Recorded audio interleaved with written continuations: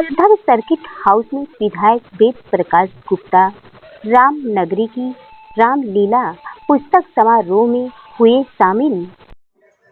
इसका विमोचन इसका विमोचन आज नहीं हुआ। इसका विमोचन तो माननीय 26 अप्रैल को माननीय चंपत राय जी जो ट्रस्ट के महासचिव हैं और मैं भी उसमें मौजूद था, इसे विमोचन किया था।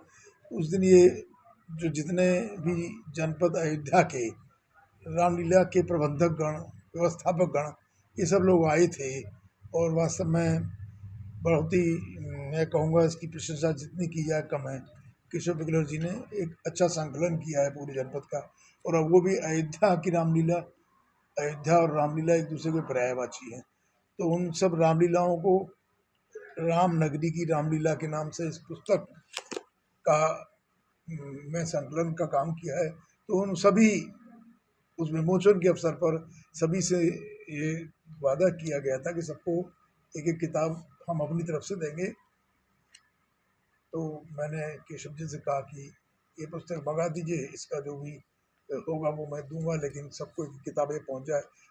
जिन रामलीलाओं का इसमें जिक्र है, चर्चा है उनके बारे में, उन सबको कम से कम ये किताब निश्चित रूप से मिलनी चाहिए।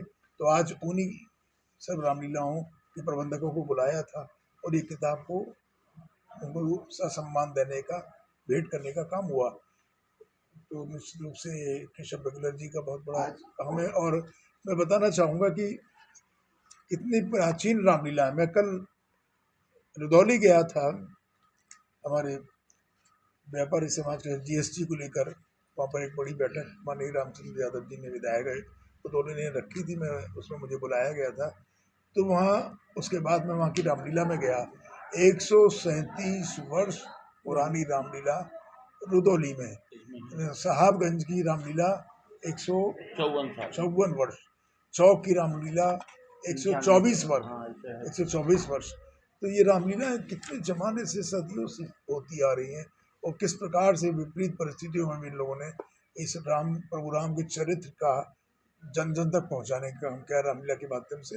मैं उन सभी रामलीला समिति के पूर्व अध्यक्ष और वर्तमान आभार व्यक्त करता हूँ, धन्यवाद देता हूँ। और अयोध्या की रामलीला और बेहतर हो, हम लोग लगातार इस पर प्रयास कर रहे हैं। इस पुस्तक के माध्यम से देशवासियों को क्या संदेश देना चाहेंगे? देखिए, ये पुस्तक तो उनकी रामलीलाओं का वर्णन है, संकलन है, और इस पुस्तक के माध्यम से ये जानकारी लोगों को मिलेगी कि अयोध्या में रामलीला कितनी कितनी होती थी और कितनी कितनी प्राचीन थी, और उसमें किन किन लोगों ने अपना योगदान दिया है। इस पुस्तक के माध्यम से वो सब जानकारियाँ लोगों तक पहुँचेगी, इसका उद्देश्य भी है। नवरात्रि का महापर्व चल रहा, देशवासियों को क्या संदेश देना चाहिए? नवरात्रि का महापर्व, नवरात्रि ये इस बार की विशेष नवरात्रि है। माननीय यशस्वी प्रधानमंत्री नरेंद्र मोदी जी के जन्मदिन से 17 सितंबर से 2 अक्टूबर महात्मा गांधी की पुण्यतिथि तक इसको सेवा पखवाड़े के रूप में बनाने का निर्णय हुआ, और हम सब लोग लगातार इन 15 दिनों में विभिन्न कार्यक्रमों के माध्यम से सेवाओं के विभिन्न, आज पूरा बाजार सीएससी में मेडिकल कैंप का मैंने उद्घाटन किया, और मेडिकल कैंप वहाँ पर बहुत अच्छी तादाद में उस क्षेत्र के लोग उसमें शामिल थे। वहाँ पर स्पेशलिस्ट डॉक्टर्स मेडिकल कॉलेज से, अन्य विभागों से वहाँ डॉक्टर्स थे। तो इसी तरीके से स्वास्थ्य शिविर, इसी तरीके से रक्तदान, इसी प्रकार से जीएसटी बड़ा महत्वपूर्ण विषय था, जो कल पहले नवरात्र से माननीय प्रधानमंत्री जी ने उसको जीएसटी को सरलीकरण और उसको 2 स्लैब में करने का काम किया, आदेशित करके माननीय फाइनेंस मिनिस्टर ने। ये क्रांतिकारी कदम है। वन नेशन वन कहना चाहिए इसको, कि एक राष्ट्र और एक कर व्यवस्था जो बहुत दिनों से प्रतीक्षित थी, वो पूरा हो गया। 17 करों को समाप्त करके एक कर जीएसटी बनाया गया। आज जीएसटी की वजह से व्यापारी समाज को राहत है, व्यापारी सुकून महसूस कर रहा है, और उपभोक्ताओं को तो ये दीपावली और दशहरे का बहुत बड़ा उपहार माननीय प्रधानमंत्री ने दिया है। आज जो 12%, 18% जो स्लैब में थे, वो सीधे 5% आ गया और 18% आ गया। तो ये इसका लाभ आम उपभोक्ता को, किसान को, मजदूर को, छोटे तबके के लोगों, सभी लोगों को इसका लाभ मिल रहा है। तो ये इसके लिए माननीय यशस्वी प्रधानमंत्री नरेंद्र मोदी जी को अयोध्या वासियों की तरफ से, अयोध्या के संत महंतों की तरफ से, अयोध्या के व्यापारियों की तरफ से, अयोध्या उपभोक्ताओं की तरफ से उनका आभार व्यक्त करता हूँ। आज फोटोग्राफर से अपनी कुछ समस्याओं को लेके आप तक पहुँचाए। देखिए, मैं अभी फोटोग्राफर एसोसिएशन में हर वर्ष वो मुझे बुलाते हैं और मेरा सौभाग्य, मुझे उनके बीच जाने का अवसर मिलता है।